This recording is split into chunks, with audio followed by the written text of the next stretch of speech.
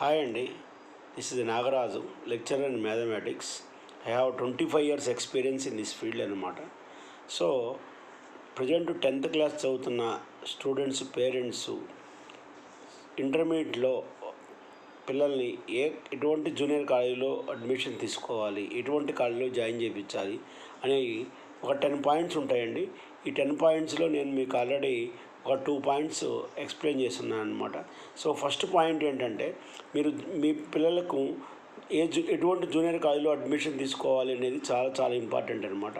దాంట్లో first point వచ్చేటప్పటికి class room strength less than 50 ఉండాలన్నమాట. 50 కంటే తక్కువ ఉండేటువంటి కాలేజీలోనే మీరు అడ్మిషన్ తీసుకోవాల్సింది ఫస్ట్ పాయింట్. సెకండ్ పాయింట్ కూడా నేను ఆల్రెడీ చెప్పున్నాను అనమాట. సెకండ్ పాయింట్ ఏంటంటే, మీరు అకాడమిక్ షెడ్యూల్ చూడండి, అది స్లో ఉందా లేకపోతే ఫాస్ట్ ఉందా అనేది చూడండి. అది మీ పిల్లలకు సూటబుల్ అవుతుందా లేదా అని చెప్పి చూసుకోండి అనమాట. ఎందుకంటే సిలబస్ అంతా బిగిని చెప్పేస్తారు, తర్వాత రివిజన్ చేస్తాము అంటారనమాట. సో అలాంటివి కరెక్ట్ కాదు. చెప్పేటప్పుడే కాన్సెప్ట్ పిల్లలకు అర్థమయ్యేంత వరకు టైం తీసుకొని చెప్పగలిగేటట్టుగా ఉండే కాలేజీలో మాత్రమే మీరు మీ పిల్లల్ని జాయిన్ చేస్తే మీ పిల్లలకు న్యాయం జరుగుతుందనమాట. ఎందుకంటే అందరి పిల్లలు ఐక్యూ లెవెల్స్ ఒకే రకంగా ఉండవు. కొంతమంది పిల్లలకు ఒక రకంగా, కొంతమంది పిల్లలు ఏంటంటే ఒకసారి వినగానే పట్టేస్తారనమాట. సో అలాంటి వాళ్ళు చాలా తక్కువ మంది ఉంటారు. ఒక క్లాస్లో తీసుకున్నట్టయితే ఓన్లీ 10% మాత్రమే ఉంటారు. 90% సో యావరేజ్ ఒక మాదిరి స్టూడెంట్సే ఉంటారనమాట. సో అలాంటి వాళ్లకు ఈ షెడ్యూల్ ఫాస్ట్గా ఉంటే ప్రాబ్లం అవుతుందన్నమాట. సో కాబట్టి షెడ్యూల్ కూడా మీకు చాలా ఇంపార్టెంట్. ఆ షెడ్యూల్ మీ పిల్లలకు సూటబుల్ అవుతుంది లేదని చెప్పి మీరు షెడ్యూల్ తీసుకొని, ఆ కాలేజీ ప్రిన్సిపాల్ ఎవరైతే ఉన్నారో ఆయన దగ్గర నుంచి ఆ షెడ్యూల్ తీసుకొని అది మీరు తప్పకుండా చూడండి. ఆ షెడ్యూల్ మీ పిల్లలకు సూటబుల్ అవుతుంది లేదనేది చూసుకోండి.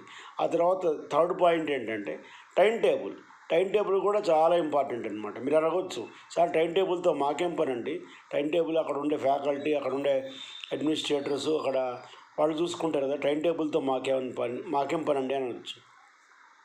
కానీ టైం టేబుల్ ఎందుకు చూడమంటున్నానంటే, మీ పిల్లలకు టీచ్ చేసేటువంటి లెక్చర్స్, మ్యాథ్స్ అయినా, ఫిజిక్స్ అయినా, కెమిస్ట్రీ అయినా, వాటెవర్ బయాలజీ, ఏ లెక్చర్ అయినా సరే, వాళ్ళు డైలీ ఎన్ని సెక్షన్లు డీల్ చేస్తున్నారని చూసుకోండి.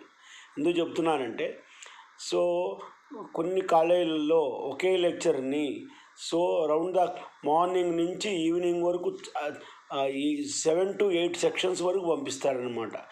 ఆయనే అన్ని క్లాసులు పోయి టీచ్ చేసి రావాల్సిన పరిస్థితి ఉంటుంది. అలాంటి లెక్చర్స్ అయితే మీ పిల్లలకు క్వాలిటీ రాదనమాట.